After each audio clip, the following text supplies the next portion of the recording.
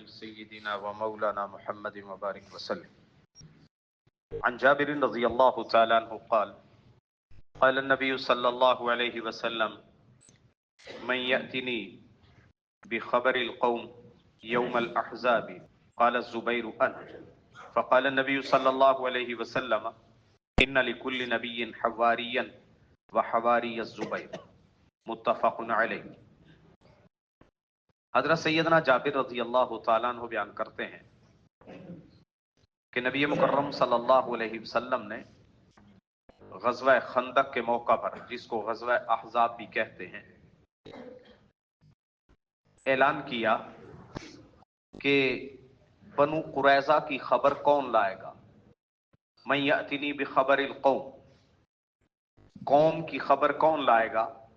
قوم سے کون سی قوم مراد ہے؟ حضرت زبیر بن عوام رضی اللہ تعالیٰ عنہ نے خود اس کی وضاحت کی کہ جب آپ علیہ الصلوۃ والسلام نے یہ اعلان کیا اور اس میں صاف ارشاد فرمائے من یأتی بنی قریظہ فیأتینی بخبری، بنو قریظہ میں کون جائے گا اور ان کی کون خبر لے کے آئے گا.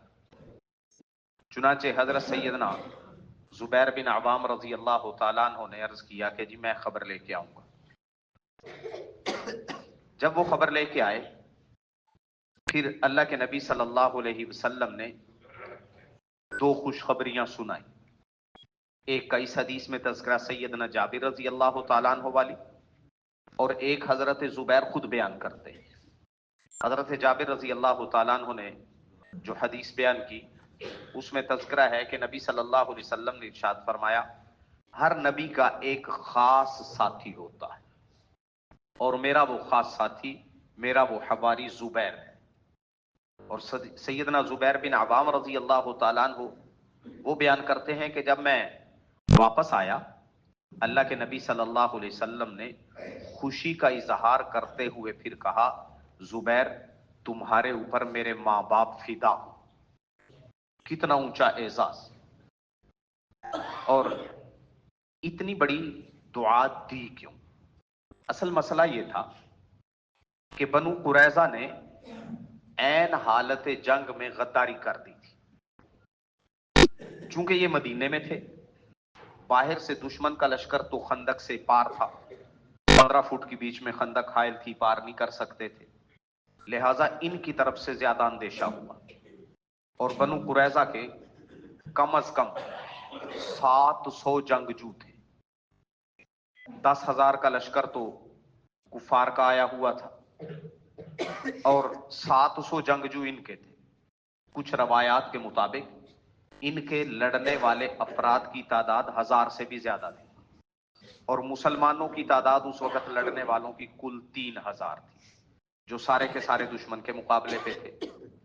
ایسے میں حالت اتنی سخت خراب ہوئی، اس طرف جانے کی ہمت ہوتی نہیں تھی، ان کا محلہ الگ تھا.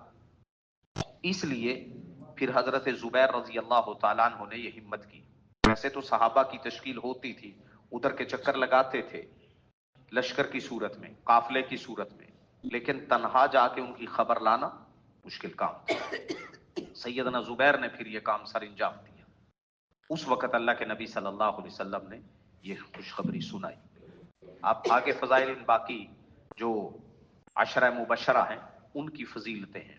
حضرت زبیر بن عوام رضی اللہ تعالیٰ عنہ نبی صلی اللہ علیہ وسلم کی پھوپھی حضرت صفیہ کے بیٹے تھے، پھوپھی کے بیٹے بھی تھے، اور سیدہ خدیجہ رضی اللہ تعالی عنہا کے سگے بھتیجے تھے.